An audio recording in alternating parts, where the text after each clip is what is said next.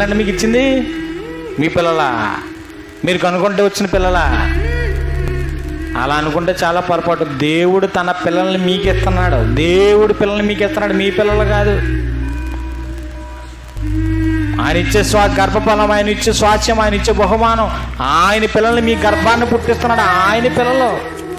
తల్లి ఏడుస్తుంది, నోములు నోర్చుకున్న కన్నును కుమారుడా, ఎన్ని వ్రతాలు చేసుకుంటే పుట్టిన కుమారుడు, ఒక ఏక కుమారుని పోగొట్టుకున్న దుఃఖంలో ఉన్న తండ్రి ఓర్చిన మాటలు మనం చూస్తుంటే ఎంత బాధ, ఎంత శ్రమ.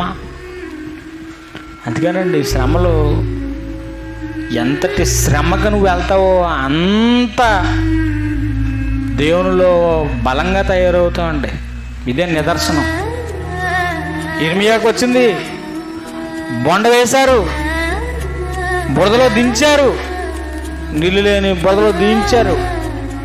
అయినా పిలిచి దేవుడు ఏమైనా చెప్పాడంటే, ఏమాత్రమో సందేహింపక దేవుని వాక్యం హృదయంలో దహించిన దానిని బట్టి దేవుడు నీ రాజ్యాన్ని బబులోనీయులకి బానిసలుగా 70 సంవత్సరాలు పంపిస్తాడనే మాటే చెప్పాడు.